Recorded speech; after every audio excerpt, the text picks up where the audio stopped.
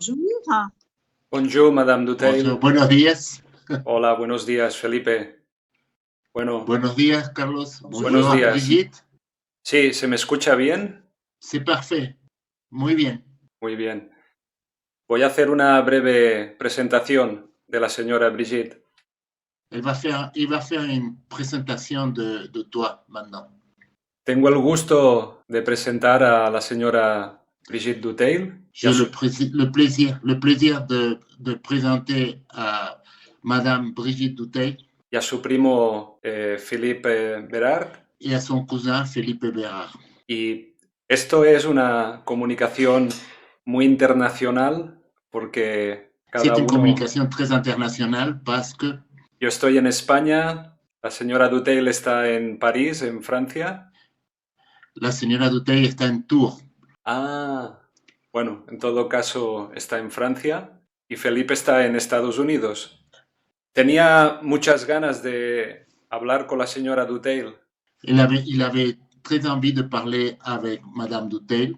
Ella es coautora de 2 libros magníficos. Elle est co-auteur de 2 livres magnifiques. El hombre superluminoso y la medicina superluminosa. L'homme superlumineux et la médecine superlumineuse. Que escribió junto a su padre, el doctor Régis Duteil. Qu'elle a écrit avec son père, le docteur Régis Duteil. Yo leí estos libros hace unos años. Para mí son estupendos. Es una buena unión entre ciencia física y C'est science, physique, espiritualidad. Philosophie et spiritualité. Sí, señor. Y voy a presentar un poco más brevemente a la señora Duteil. Ella se formó en la Escuela Normal Superior, Francia. Elle s'est formée dans l'école supérieure normale. Es profesora de letras clásicas. Es profesor en lettres classiques. Y está especializada en el estudio de la conciencia y la muerte. Elle est spécialisée dans la conscience L'étude et de la la mort. mort et de la conscience. Conscience, Oui. c'est ça. En un marco histórico y filosófico. Dans un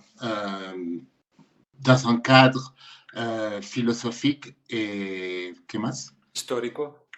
Et historique. En segundo lugar, quería decir también que su padre, el doctor Régis Duteil, Je voulais dire sur son père, Régis Duteil. fue doctor en física y profesor de biofísica en la Facultad de Medicina de la Universidad de Poitiers. Il était docteur en physique. Je peux dire quelque chose. ¿Quiere decir algo primero? Ah, sí, sí. Mon père, Régis Duteil, était d'abord médecin. Era primero médico. Vale, no lo sabía. Ensuite, es muy importante.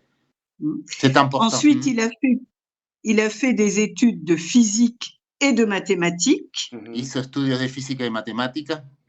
Et il est devenu professeur de biophysique en faculté de médecine.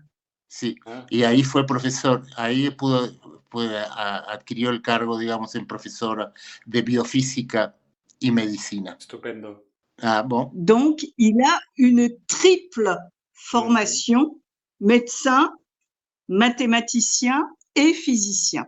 Magnífico. Realmente no sabía que también había sido doctor en medicina y es un dato muy importante. Quería decir también... C'est parce qu'il était médecin qu'il s'est beaucoup intéressé au problème de la mort. Ajá. Por eso, al ser médico, se interesó por la cuestión de la muerte. Claro. Quería decir también que fue miembro de varias asociaciones médicas, de plusieurs associations médicales et scientifiques. Por ejemplo, el Instituto Louis de Broglie. Par exemple, l'Institut Louis de Broglie. L'Institut Louis de Broglie est un institut de sciences physiques. Es un instituto de ciencias físicas. Sí. Me gustaría que explicara un poco, para quien no haya leído esos 2 libros, sobre la noción del hombre superluminoso.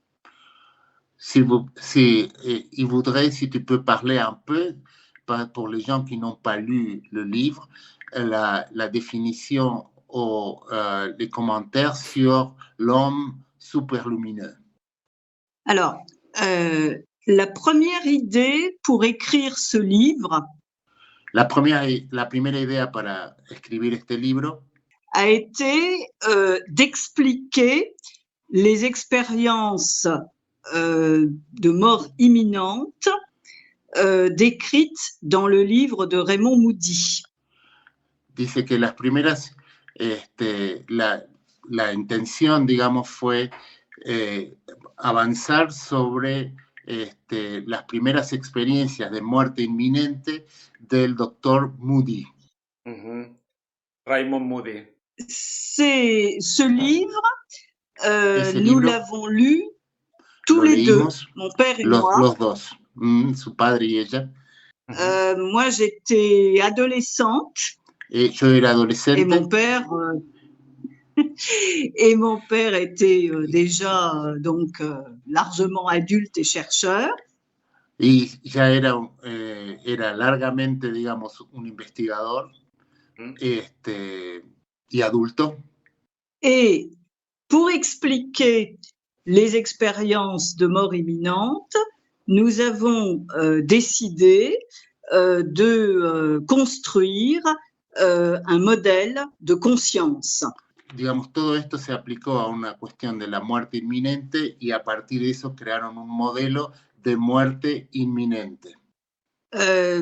Puisque ce qui échappe justement au corps physique, au corps matériel, c'est la conscience ou l'âme. La conciencia o el alma es lo que escapa, digamos, después, après la mort, ¿no? Después de la muerte. Quería preguntar, creo que su padre, el doctor Dutheil, elaboró un modelo desde la ciencia física, un modelo sobre la composición del cuerpo eléctrico. C'est son père qui a développé un modèle sur le corps électrique. Constituido de partículas físicas como taquiones o... Ce qu'il est en train de demander, Carlos, c'est si Régis a commencé à faire sur un modèle des particules électriques et même des particules très très petites pour commencer sa recherche. Alors, il y a deux choses, deux périodes différentes. Hay dos periodos distintos.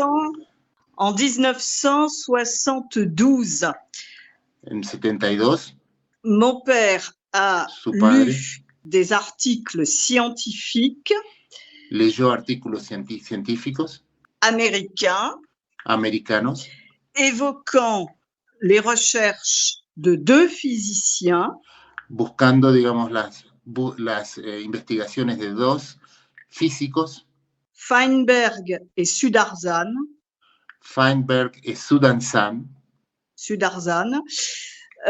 qui avaient émis l'hypothèse de l'existence de particules allant plus vite que la lumière. Que ya habían desarrollado la cuestión de partículas que eran más rápidas que la luz. Quería decir, si quieres, para ayudarte a ti, Felipe, agilizar la comunicación. Yo entiendo bien el francés. Si quieres, solo traduce lo que yo digo en español y después, cuando yo haga la edición del vídeo, puedo poner subtítulos. Perfecto. Sí, para ir más ligeros. Okay. ¿Está bien? Sí, ok. Vale. So, Carlos dit qu'il comprend bien le français. Alors, tu vas parler et moi, je vais te traduire ce que lui, il est en train de parler pour faire la communication un peu plus agile. Vale. Tu peux continuer, pardon. Donc, je continue. Donc, ce sont eux qui ont inventé le terme tachyon, eux qui ont créé ce terme.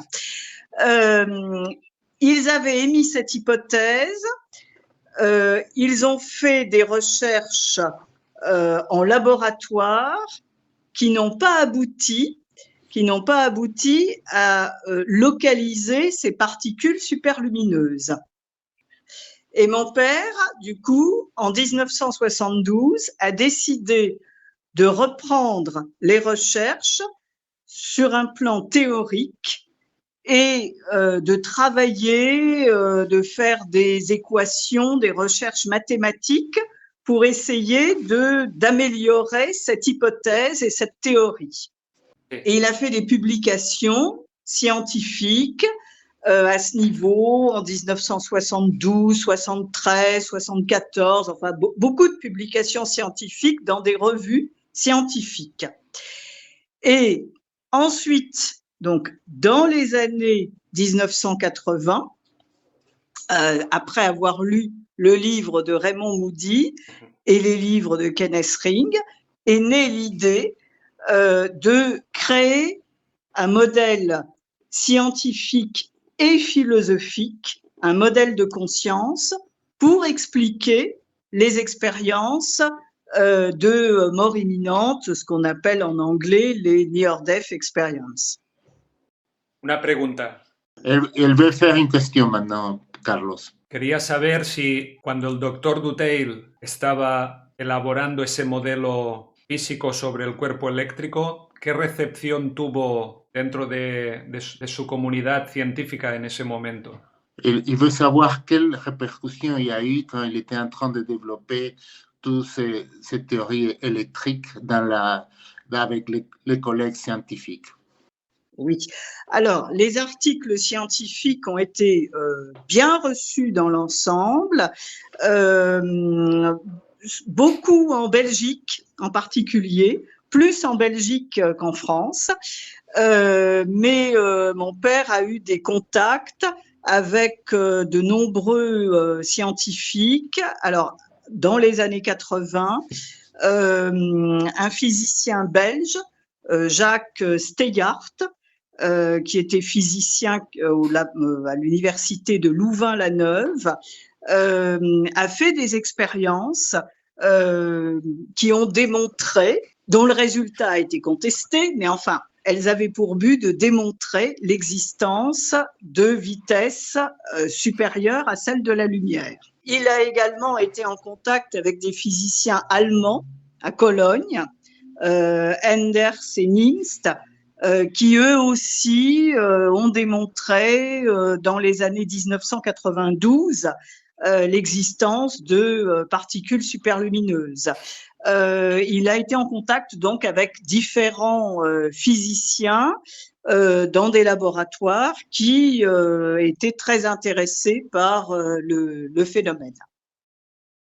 Quiero hacer un apunte. Il veut faire une remarque. Yo, en mi opinión, creo que el doctor Dutheil fue un científico muy avanzado en su tiempo, porque estuvo hablando del cuerpo eléctrico, velocidades superluminosas, la intrincación de partículas cuánticas, agujeros negros y cosas por el estilo que ahora, en el año 2025, parece que son una novedad, pero ya antes de los años 90, el señor Dutheil estaba hablando de esto. ¿Puedes resumirlo? Sí. Ce qui dit que Régis était un rechercheur avancé à son temps parce qu'il parlait de beaucoup de choses que maintenant ils appeurent comme des trucs nouvelles, mais déjà dans cette époque, il était en train de parler de ça. Oui, effectivement, il était très en avance sur son temps. Il a rencontré beaucoup de scientifiques. Il a même rencontré Sudarshan, le physicien américain. Il l'a rencontré 1 an avant sa mort, enfin, la mort de mon père, en 1994. Ça, c'est les recherches scientifiques, c'est la théorie scientifique. Et puis, donc, en parallèle, c'est son travail de physicien. Et puis, en parallèle, comme il était médecin de formation et qui s'intéressait à la vie après la mort, il a été passionné par le livre de Raymond Moody et a décidé d'utiliser finalement cette découverte des particules superlumineuses pour construire un modèle de conscience qui permettrait d'expliquer les expériences de mort imminente. Alors là, dans ce livre, nous avons fait ensemble œuvre philosophique et scientifique. On a essayé de réconcilier la science, la médecine et la philosophie. Et là encore, nous avons utilisé les théories, les découvertes d'un certain nombre de scientifiques qui nous avaient précédés. Et donc, en particulier pour le modèle de conscience, nous avons utilisé les ouvrages d'un certain nombre de scientifiques anglais, américains, comme Karl Pribram, comme Sir John Eccles, qui a été prix Nobel de médecine en 1963, et qui finalement évoquait l'idée que la conscience était formée d'un champ, pouvait être formée d'un champ de particules dont la nature restait à découvrir. C'est ça l'idée essentielle du livre L'homme superlumineux, enfin la première idée, le premier postulat de base de l'homme superlumineux, c'est l'idée que la conscience a une réalité matérielle, a une réalité physique, qui peut donc être découverte à un moment donné. Et c'est ça le plus important, parce que tous les philosophes avaient jusque-là, les philosophes, les religions avaient évoqué l'idée que la conscience était quelque chose d'immatériel. À partir du moment où on postule que la conscience est formée d'un champ de particules physiques, ça change tout et ça permet d'expliquer beaucoup de phénomènes. C'est ça le postulat essentiel. Alors, Sir John Eccles, en 1963, avait donc évoqué cette idée que la conscience était un champ de particules qu'il appelait des mind-dons. Mind, en anglais, veut dire conscience, esprit. Donc, il disait que la nature de ces particules était à découvrir par des physiciens. Et donc, mon père a repris cette idée et est parti donc de ses propres recherches scientifiques pour dire la conscience est un champ de particules superlumineuses et doté des propriétés de l'univers superlumineux, des particules superlumineuses. Et à partir de ce moment-là, ça a permis de construire tout un modèle et d'expliquer les différentes phases d'expérience de mort imminente. El cuerpo eléctrico o cuerpo superluminoso es capaz de alcanzar velocidades superiores a la velocidad de la luz, ¿correcto? Alors le corps superlumineux peut faire des vitesses plus vite que la lumière. C'est ça bien? Oui, donc l'idée en physique, c'est qu'effectivement, pendant une bonne partie du XXe siècle, les physiciens pensaient que la vitesse de la lumière, 300 000 km à la seconde, était infranchissable. Donc effectivement, les physiciens américains ont évoqué l'idée qu'il était possible d'aller plus vite. Et mon père, dans ses recherches scientifiques, physiques, a démontré que cette possibilité de vitesse superlumineuse était compatible avec la théorie de la relativité d'Einstein. Et donc, il a utilisé un certain nombre d'équations mathématiques, etc. Et il y avait des conséquences. Il y avait des conséquences au niveau physique dans ce qu'il démontrait. Alors, les conséquences, c'était en particulier que donc il y avait en fait deux univers, l'univers sous-lumineux, qui est notre univers réel, matériel, composé de particules comme les électrons, une frontière où les particules vont à la vitesse de la lumière, donc composées de photons, et puis, au-delà, un univers superlumineux où les vitesses peuvent aller jusqu'à l'infini. Et dans cet univers superlumineux, le temps et l'espace n'ont plus les mêmes valeurs que dans l'univers sous-lumineux. Ça, c'est ça qui est important, c'est que alors en physique, l'axe, moi je suis pas une physicienne, mais disons simplement, l'axe de temps et l'axe d'espace sont confondus. Et donc effectivement, quand on se déplace, on peut se déplacer à des vitesses infinies, ultra rapides dans l'espace, on peut donc se déplacer quasiment instantanément. Si on se déplace instantanément dans l'espace, dans l'univers superlumineux, on se déplace en même temps instantanément dans le temps. C'est-à-dire, conséquence, donc, passé, présent, futur sont sur le même plan. Il n'y a plus cette notion d'écoulement du temps qui est la marque de l'univers sous-lumineux. Donc ça, c'est la première différence extrêmement importante. Univers sous-lumineux, écoulement du temps. Univers superlumineux, passé, présent, futur sont confondus. Ça a des implications au niveau de la causalité aussi, puisque dans l'univers sous-lumineux, la causalité, la cause précède l'effet, est liée à l'écoulement du temps. À partir du moment où dans un univers, il n'y a plus d'écoulement du temps, où tous les événements passés, présents, futurs sont visibles en même temps, il n'y a plus de causalité. Et dans cet univers, les relations entre les événements seront différentes, liées peut-être par des liens de signification, de sens, comme en particulier la synchronicité. Autre conséquence, sur le plan physique, c'est que l'information également n'a plus la même valeur.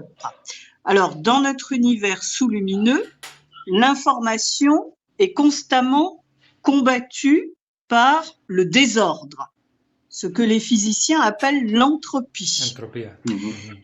Voilà. Et dans l'univers superlumineux, au contraire, l'information est totale. Il n'y a plus de désordre. Donc, c'est sur ces deux postulats, passé, présent, futur, non-écoulement du temps dans l'univers superlumineux et information totale, évidemment, quand on y réfléchit, ces notions se rapprochent beaucoup de notions philosophiques ou de notions religieuses qui évoquent en particulier l'éternité, le divin tel qu'il est présenté dans les religions ou dans certaines philosophies. Et c'est en partie pour cela que mon père a eu l'idée de ce modèle de conscience pour expliquer les expériences de mort imminente. Dans les expériences de mort imminente, beaucoup de témoins disent être arrivés, avoir vu une lumière incroyable et arrivés dans un univers où ils avaient l'impression que le temps ne s'écoulait plus, que passé, présent, futur n'existait plus et qu'ils avaient accès à une information totale.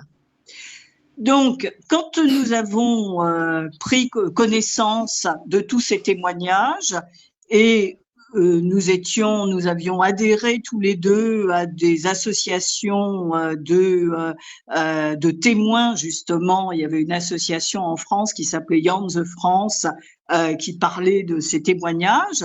Donc, quand nous avons pris conscience de tous ces témoignages, nous nous sommes dit donc qu'on pouvait expliquer effectivement ces phénomènes d'expérience aux frontières de la mort par un modèle de conscience. Donc, le postulat du livre, c'est qu'effectivement, l'homme superlumineux, ça c'est le titre de l'éditeur, l'homme superlumineux, mais en fait l'homme superlumineux c'est l'homme, c'est nous, est composé de deux parties. notre corps physique qui est sous-lumineux, qui est composé d'électrons, qui a un cerveau, et puis une parcelle de ce corps, une parcelle qui nous est invisible, c'est le champ de conscience qui est formé de particules superlumineuses.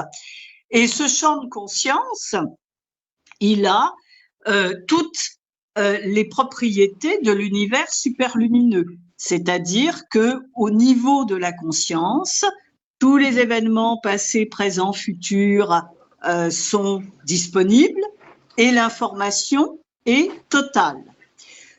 Mais dans notre vie courante, dans notre univers à 4 dimensions, dans notre univers sous-lumineux, le cerveau fonctionne comme un filtre et passe au tamis, en quelque sorte, les informations de la conscience superlumineuse.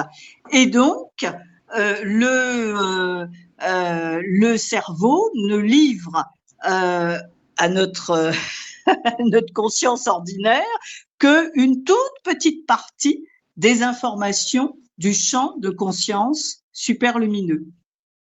Au moment de la mort, le champ de conscience superlumineux se détache du corps physique, son lien avec le cerveau est rompu, et ce champ de conscience superlumineux va traverser le mur de la lumière et rejoindre l'univers auquel il appartient, l'univers superlumineux. Donc c'est une question de vitesse.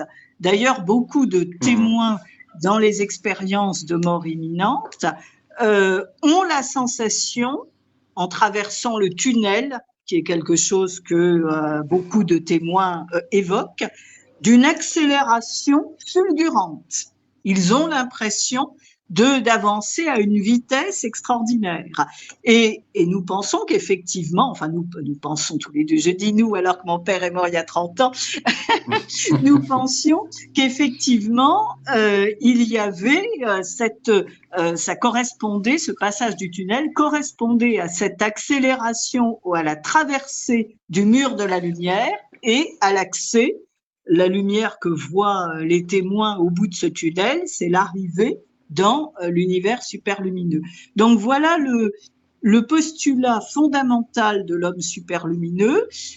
Et vous voyez que dans ce postulat, donc nous avons essayé effectivement de faire œuvre de philosophie, de scientifique, mais également de médecins en proposant une nouvelle anatomie en quelque sorte de l'homme avec cette partie, donc ce champ de particules superlumineux qui pourrait se rattacher, alors là aussi en particulier au cortex, au lobe temporal droit, droit, au lobe temporal droit. Certaines recherches pouvaient le laisser supposer. Una pregunta. Una cuestión. ¿Podemos decir que en el universo superluminoso está ubicada una conciencia total? On peut dire que dans l'univers superlumineux, on trouve une conscience totale. Tout à fait. Donc, pour nous, étant donné que dans l'univers superlumineux, il y a une information totale, nous évoquions l'idée dans ce livre que l'univers superlumineux était un conglomérat, une agglomération de la totalité des consciences de l'univers.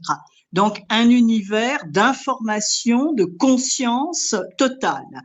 Nous avions évoqué l'idée dans notre livre que tous les êtres vivants, je dis bien tous les êtres vivants, c'est-à-dire les hommes, mais aussi les animaux, les plantes, tout ce qui existe dans notre univers a une part de conscience.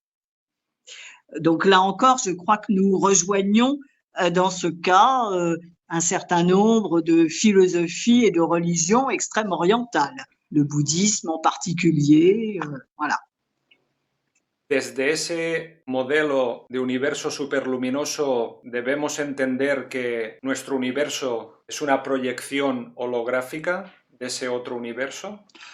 On peut dire que notre univers, c'est une projection de cet univers total, une projection holographique, si tu veux.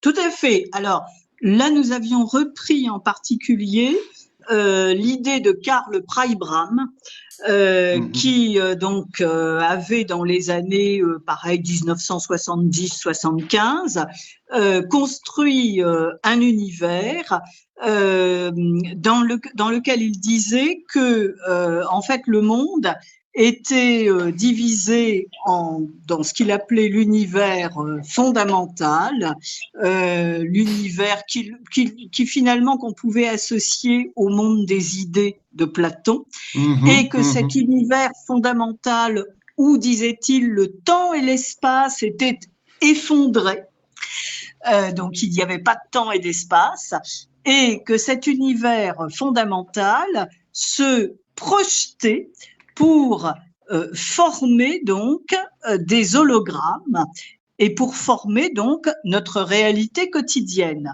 Donc l'idée que effectivement nous tous, toute notre réalité était des images à 3 dimensions, des hologrammes. Et là encore, cette théorie scientifique peut tout à fait correspondre à l'idée de Platon, qui divisait l'univers entre le monde des idées et puis le monde réel qui n'était le monde des images, d'après Platon, qui n'était que le reflet de la réalité fondamentale du monde des idées.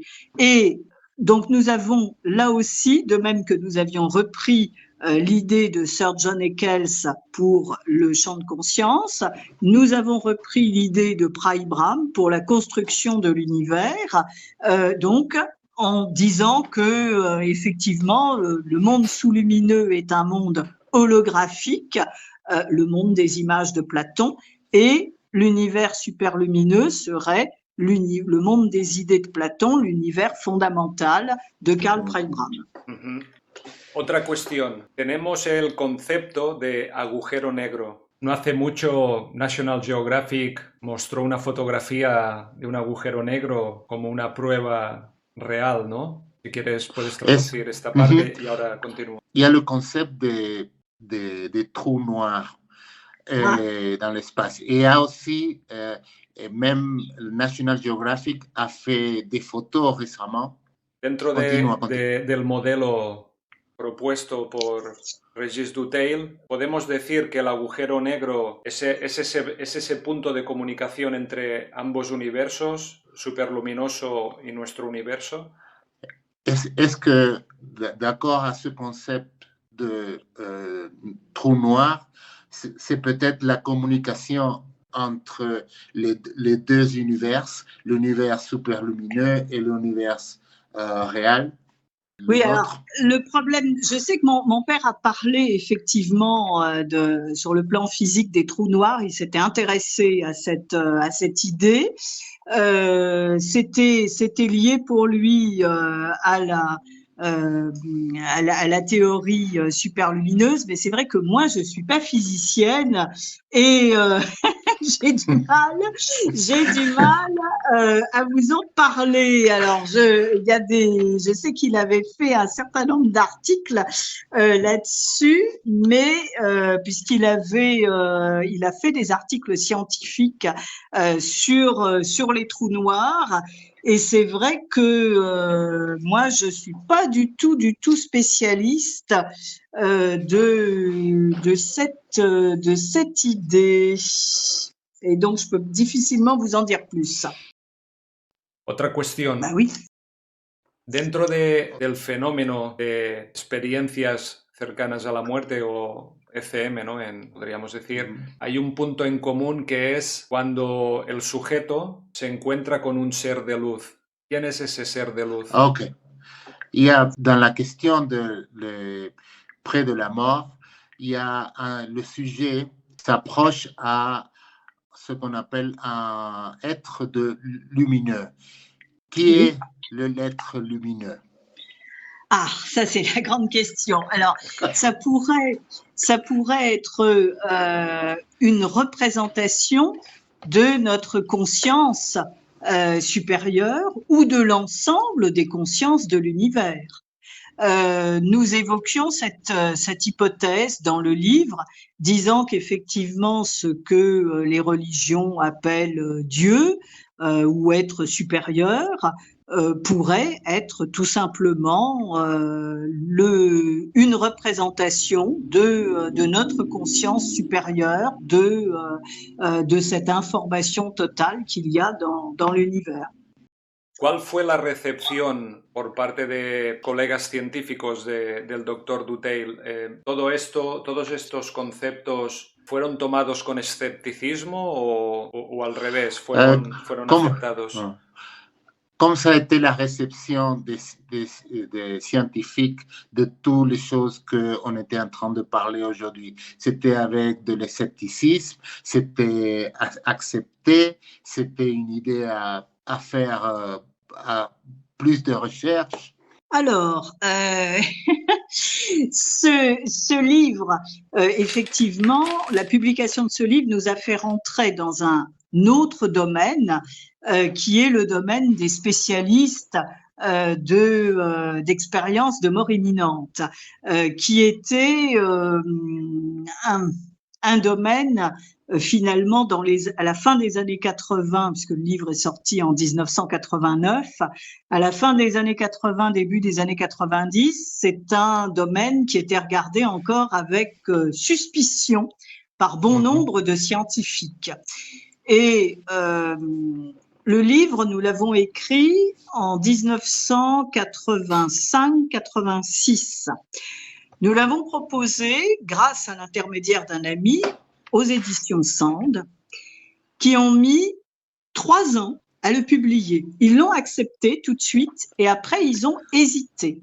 Et ils étaient persuadés que ce livre ne tirerait qu'à 3 ou 4 000 exemplaires au plus. Et ils ont été très étonnés parce que justement, il y avait des idées très révolutionnaires. Et ils ont été très étonnés de voir que ce livre avait du succès et qu'on pouvait, donc on avait pu le rééditer. Donc, sur le plan scientifique, le livre est sorti en 1989, mon père est mort en 1995. En tant que ce livre, il finalement a été médiocrement reçu, je pense, dans le monde scientifique.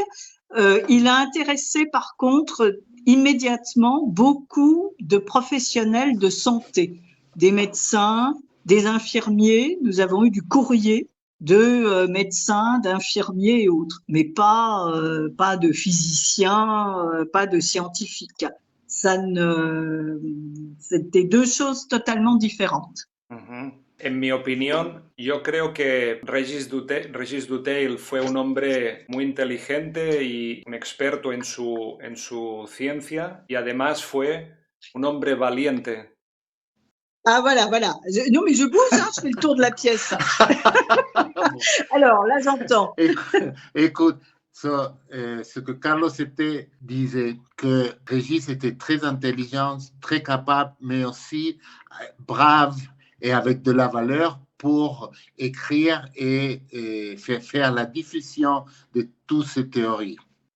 Alors, qu'il était très intelligent et très courageux, c'est ça? Courageux, c'est ça. Très courageux parce qu'il n'y avait pas beaucoup de gens qui pensaient c'était des théories nouvelles et tout ça, c'était pas tellement accepté, si tu veux, comme maintenant.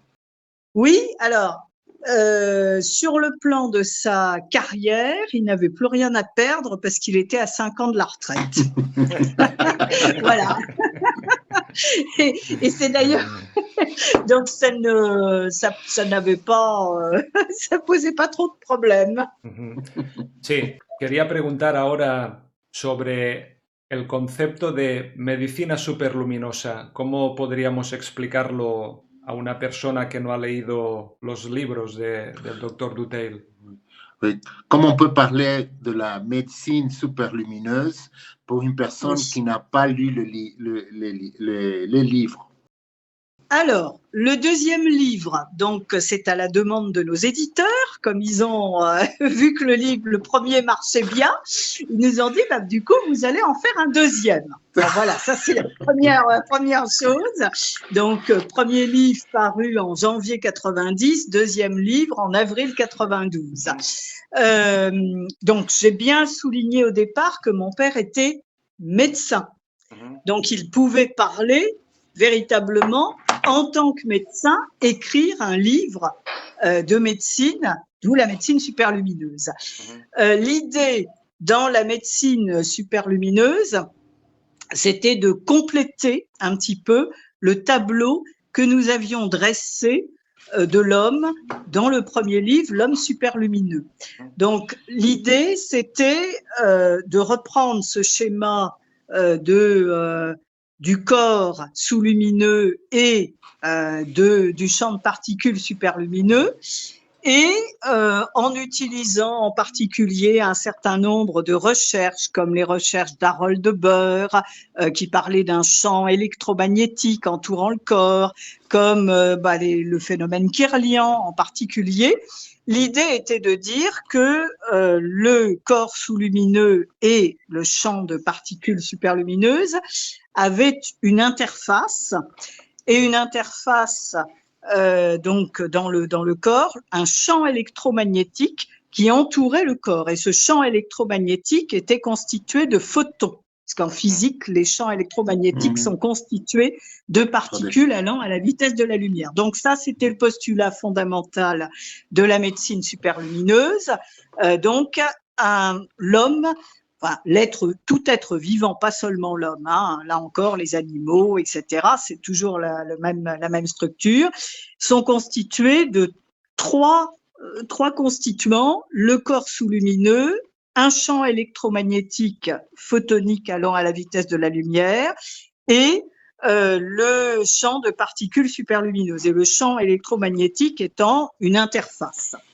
Et donc, sur le plan médical, l'idée était effectivement que les maladies pouvaient résulter d'une distorsion de la projection du champ de particules superlumineuses.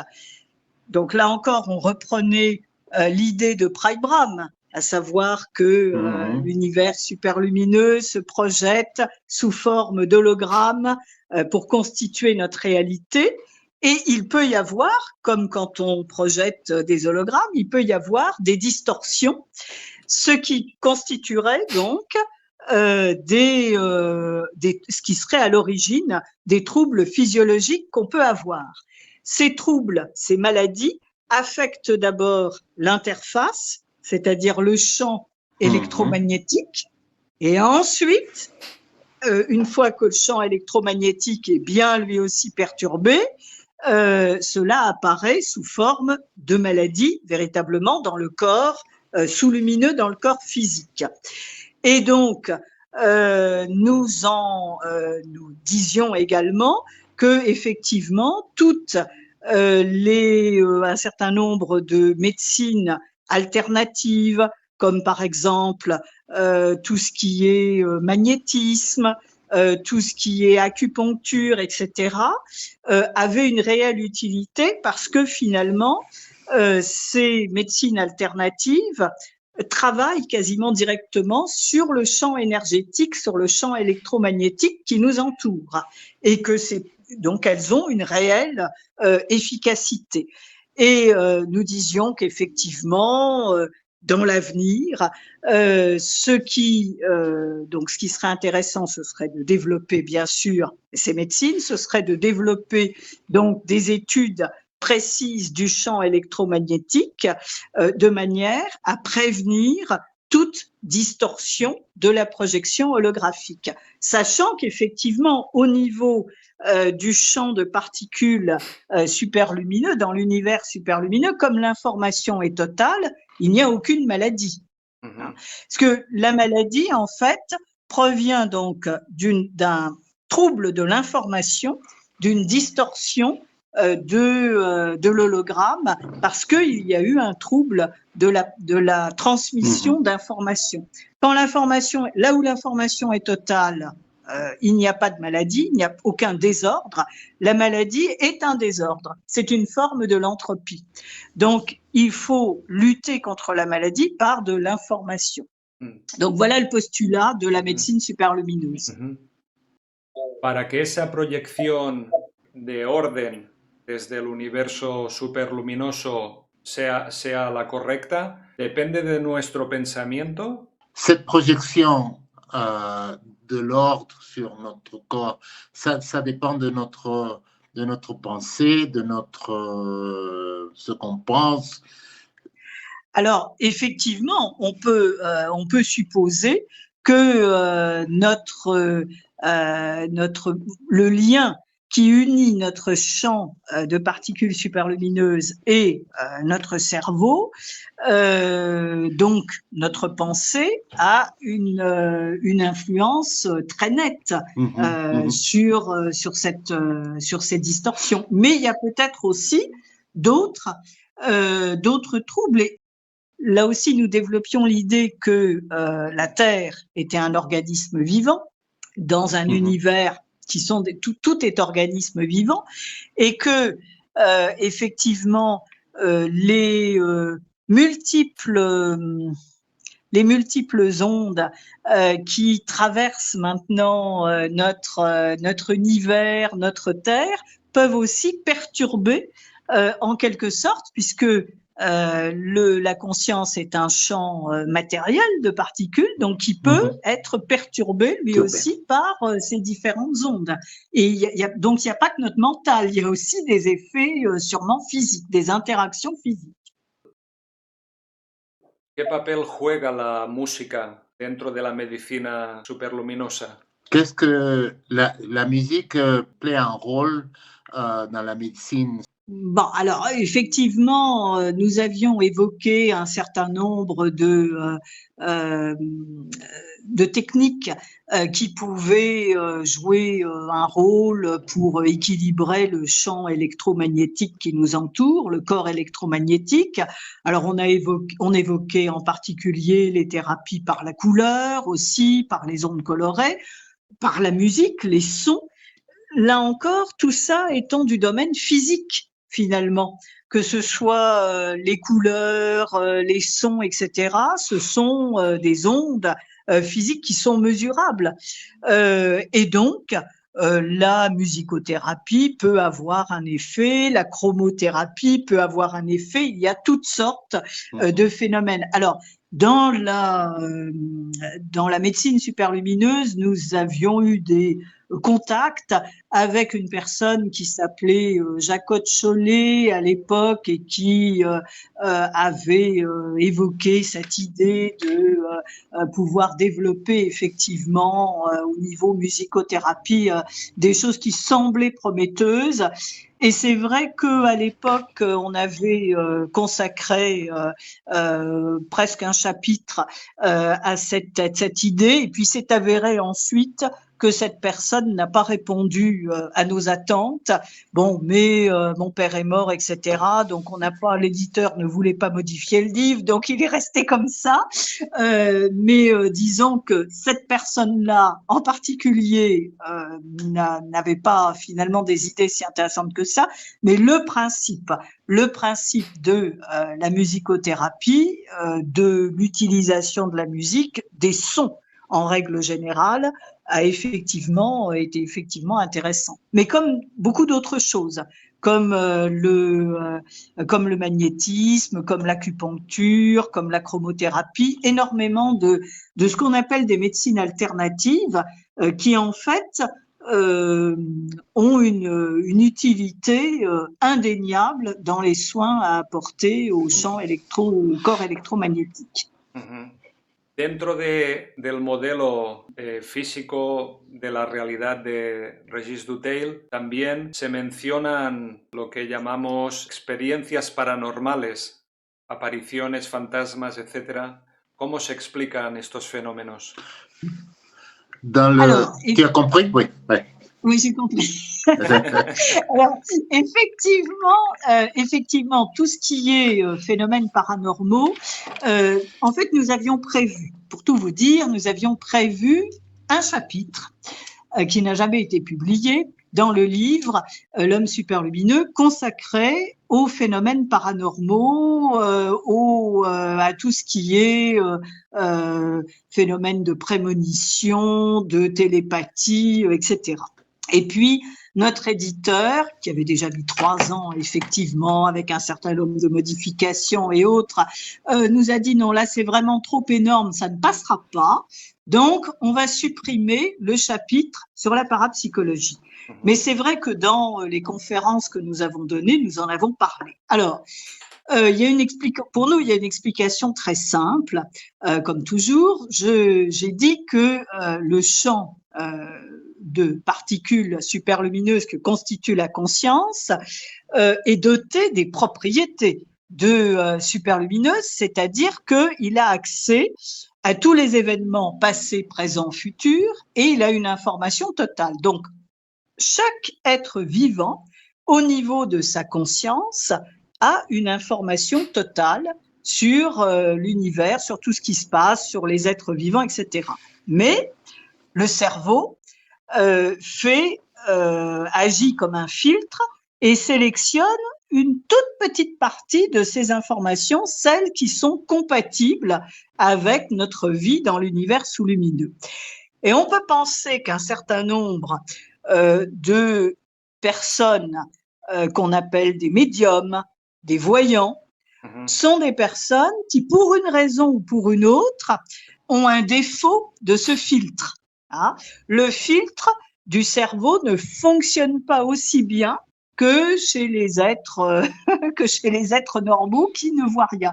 Et donc, ce filtre ne laisse passer du coup une partie beaucoup plus importante des informations en provenance du champ de particules superlumineux, ce qui expliquerait que ces personnes, voyants, médiums, puissent avoir accès à des événements du passé, du présent, du futur concernant des êtres qu'ils rencontrent en consultation. Alors, la télépathie, donc communication entre un émetteur et un récepteur, là aussi, c'est une communication à une vitesse supérieure à la lumière entre le champ de particules superlumineuses de l'émetteur et le champ de particules superlumineuses du récepteur. On peut expliquer, là encore, toujours d'un point de vue physique, ce phénomène de télépathie. Voilà, en gros, ce que nous donnions comme explication. Ajá, merci. Dentro de la medicina superluminosa también se menciona la función del agua dentro del organismo. El agua, bueno, tiene también una composición de cristales... l'eau. Sí, de cristales líquidos, si quiere decir algo al respecto. Si tu veux dire quelque chose de la fonction de l'eau avec les cristals liquides dans la médecine superlumineuse. Oui, alors, donc on avait effectivement, on s'était beaucoup intéressé à la théorie, aux expériences de Benveniste qui avait parlé de la mémoire de l'eau. Voilà. On les a reliés aussi à la médecine homéopathique, puisqu'en fait, les médicaments homéopathiques sont dilués, effectivement, voilà. Donc, l'idée, là encore, c'est que, je l'ai dit, l'information, enfin, absolument tout ce qui est vivant dans l'univers, donc êtres humains, animaux, plantes, mais également minéraux, eau, etc. Tout a en fait, absolument tout a un élément superlumineux, a une conscience superlumineuse. Donc, il est donc accès, tout est porteur d'informations, en fait, dans notre univers. Donc, l'eau a également est porteuse d'informations. Alors, ce qui est important avec l'eau, c'est qu'effectivement, l'eau est un élément qui est présent partout, à la fois sur notre Terre, qui est constituée de nombreux océans, mais également dans tout être vivant, puisque nous, en tant qu'être humain, nous sommes constitués d'une grande partie d'eau. Donc effectivement, la théorie de Benveniste, la mémoire de l'eau, nous paraissait tout à fait intéressante, tout à fait cohérente avec l'idée que nous avions développée, à savoir que effectivement tout être vivant, tout élément vivant dans l'univers a accès à une part de cette information totale. Otro punto espiritual que se menciona en el libro es el de la reencarnación. ¿Sí? Oui, alors là, oui, ça c'est une idée importante parce que la réincarnation, elle est très liée en fait à notre conception sous-lumineuse d'écoulement du temps, passé, présent, futur. Nous avons eu des incarnations dans le passé, nous aurons peut-être des incarnations dans le futur. Bon, c'est lié en plus à une conception de l'idée que effectivement nous avons accumulé un certain nombre d'expériences, bonnes ou mauvaises, qui se répercutent sur nos existences futures. Bon, et effectivement, au niveau superlumineux, passé, présent, futur n'existe plus. Il n'y a plus d'écoulement du temps. Et pourtant, nous proposions l'idée que au niveau superlumineux, en fait, il y avait tout être vivant pouvait avoir plusieurs existences qui existaient en parallèle, au niveau superlumineux, puisque passé, présent, futur n'existe plus, il n'y a pas d'écoulement de temps.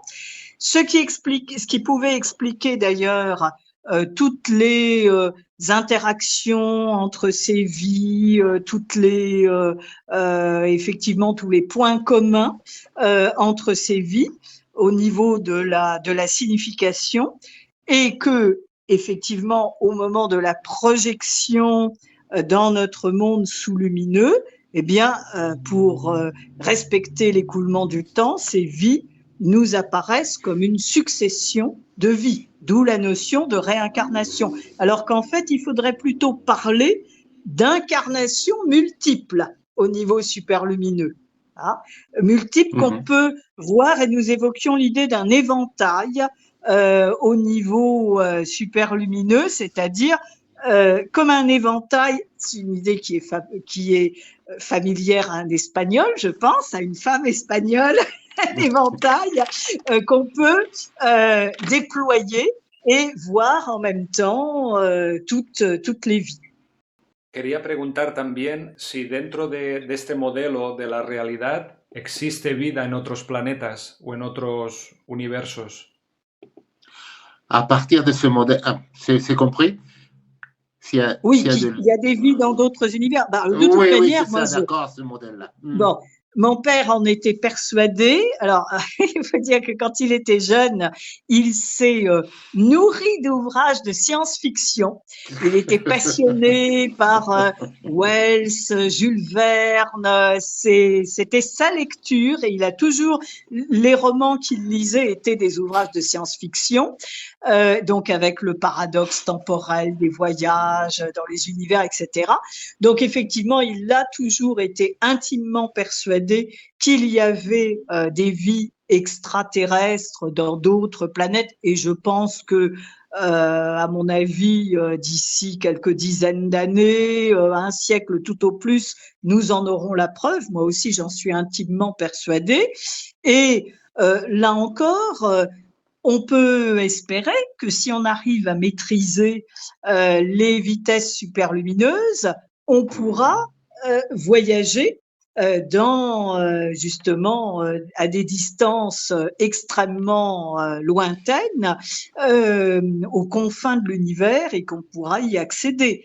Mais je pense d'ailleurs que c'est un certain nombre de ces planètes, de ces univers extraterrestres maîtrisent déjà les vitesses superlumineuses. Donc effectivement, ça, nous en étions intimement persuadés. Quería saber si en el presente hay algún científico, físico o biofísico que esté interesado en el trabajo del doctor Dutheil para seguir desarrollándolo o alguna cosa así. Est-ce qu'il y a un chercheur maintenant qui s'est intéressé au modèle du docteur Dutheil que tu connais? Alors non, parce que moi, comme vous l'avez bien compris, moi je suis une pure littéraire. J'ai fait des études de lettres, d'histoire. J'ai été, comme vous l'avez dit, professeur de lettres, mais surtout bibliothécaire. Hein. Ça a été mon principal métier. Mais malheureusement, maintenant mon père est mort il y a 30 ans. Enfin, ça fera 30 ans au mois de septembre. Et moi, je ne suis pas capable de suivre réellement l'actualité scientifique, si ce n'est par les vulgarisations éventuelles, et je n'ai pas de contact avec des scientifiques, donc malheureusement non, je ne peux pas je peux pas en parler, non. Aprovecho para comentar una cosa. Mi canal de YouTube, Locunoya, lo creé inicialmente como una plataforma de divulgación y de comentario de otro científico francés que es Jean-Pierre Garnier-Mallet. Traduce esta parte y ahora continúa. Sí, son canal de YouTube et sa plateforme digitale pour faire la divulgation, mais aussi d'un autre scientifique, c'est le docteur Jean-Pierre Garnier-Mallet. Le dédoublement du temps. Oui, alors c'est un nom que je ne connaissais pas. Et c'est parce que j'ai vu ce nom, vous en parliez, j'ai regardé effectivement, voilà, mais autrement je ne le connaissais pas. Sí, quería comentar esto. Yo, cuando estaba estudiando la teoría del desdoblamiento del tiempo, escuché una entrevista en un canal de radio francés y hablaba el doctor Garnier-Mallet y el periodista mencionó a Régis Dutheil, dijo: lo que usted está contando es como lo que dice Régis Dutheil. Y Garnier-Mallet dijo: sí, lo que dijo Régis Dutheil es complementario de lo nuestro que dijimos después. Ok. Dans une interview qu'il a trouvée enregistrée, le docteur Garnier-Mallet, on lui a demandé sur les travaux du docteur Dutheil. Et tout d'un coup, il s'est secoué un peu et il a dit que ces travaux, que sont les travaux du docteur Dutheil, étaient complémentaires des travaux que lui, il avait fait. Sí, y también hay cierta coincidencia de que Garnier-Mallet estudió física en la Universidad de Poitiers y en esa época, bueno, quizás el doctor Dutheil estaba todavía enseñando o estaba en el mundo universitario. No dice, le docteur Garnier-Mallet était dans l'université de Poitiers pendant que Régis était là-bas aussi. Alors, je ne sais pas s'ils ont parlé, s'ils se connaissaient. Alors, je n'ai jamais entendu prononcer ce nom, Garnier-Mallet, par mon père. Donc, je ne pense pas qu'il le connaissait. En cualquier caso, de alguna manera, Garnier-Mallet tuvo que leer las publicaciones de Régis Dutheil o alguien le tuvo que mencionar su modelo teórico. En tout cas, le docteur Garnier-Mallet a dû lire ou quelqu'un lui a mentionné les travaux du docteur Dutheil. Oui, c'est très possible. C'est très, très possible, effectivement. Et de toute manière, je pense qu'effectivement, quand un certain nombre d'idées comme ça sont dans l'air, il y a un certain nombre de scientifiques qui ont des théories voisines et qui sont complémentaires. C'est tout à fait normal. Savoir que si vous avez des vitesses superlumineuses ou lumineuses, vous changez de temps.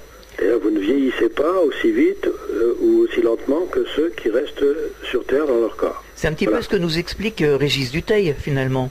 Oui, il y a du bon chez Dutheil. Oui. Il serait là, il dirait des choses complémentaires par rapport à ce qu'on a trouvé depuis. Oui. Yo, para terminar, quería otra vez decir que el doctor Régis Dutheil fue un hombre muy avanzado en su época, un autor pionero, brillante y valiente, y asimismo su hija como coautora. Pour finir, je veux dire que le docteur Régis était un avancé dans la science. Il avait du courage y no sé qué otra cosa más. Et la même chose, c'est pour toi que vous avez développé ces idées. Alors, moi, j'ai moins de courage parce que moi, j'avais pas de carrière à défendre. Vu mon travail de bibliothécaire, il y avait aucune implication sur mon sérieux scientifique. C'était pas grave. Mais c'est vrai que j'ai, depuis la mort de mon père, on avait commencé à donner des conférences ensemble entre 1990 et 95, et ensuite j'ai eu à cœur de continuer effectivement pendant de longues années à donner des conférences un peu partout en France, dans des associations, particulièrement des associations de personnes qui avaient perdu des proches, qui s'intéressaient à la vie après la mort. J'ai eu à cœur donc de défendre ces idées. Oui, oui. Para mí ha sido un honor presentar al señor Régis Dutheil, al doctor Régis Dutheil en mi canal, porque en YouTube, dentro de la comunidad hispanohablante, nadie lo había mencionado, entonces yo fui el primero y estoy contento. C'est le premier qui a mentionné le docteur Dutheil. Il est très content d'avoir cette interview avec toi et faire la diffusion du docteur Dutheil quand même. Oui, bah écoutez, moi, je suis très contente aussi. Donc, cette année, enfin l'année dernière, de manière tout à fait inattendue, notre livre, qui était jusque-là resté publié en français, a eu une traduction en anglais, a été diffusé dans les pays anglo-saxons, États-Unis, Canada et Angleterre. Et j'espère que cette interview nous permettra de diffuser le livre dans les pays de langue espagnole. Sí, yo espero que sí. Creo que será una buena manera para divulgar más el trabajo de Dutheil y deseo que tengamos lo antes posible esa traducción al español. Oui, il a des désirs. Parce que effectivement, notre livre L'homme super lumineux a en fait le mérite de proposer une explication originale, une interprétation originale des expériences de mort imminente, ce qu'on appelle les NDE, Near Death Experience. Parce que je continue à fréquenter les associations qui s'occupent de ces phénomènes, je continue à aller dans les congrès sur ces phénomènes et je m'aperçois que on multiplie les témoignages, mais on n'a toujours pas d'explication cohérente. Et en fait, dans ce livre, nous étions les seuls à proposer une explication scientifique cohérente, en reprenant point par point, ce que je n'ai pas fait là dans cette interview, mais en reprenant point par point les différentes phases d'une expérience de mort imminente qui comportent à peu près une dizaine de phases, telles que les ont définies Raymond Moody ou Kenneth Ring, et nous expliquions dans notre livre, point par point, d'après notre théorie, ce qui se passait dans chacune de ces phases. Pues espero que lo puedan leer pronto el público español y, dicho esto, daros las gracias otra vez por esta charla, entrevista, y ha sido fantástico para mí. Gracias, Carlos, ha sido un placer. Merci, Brigitte. Eh bien, merci. Au revoir. Au revoir. Au revoir.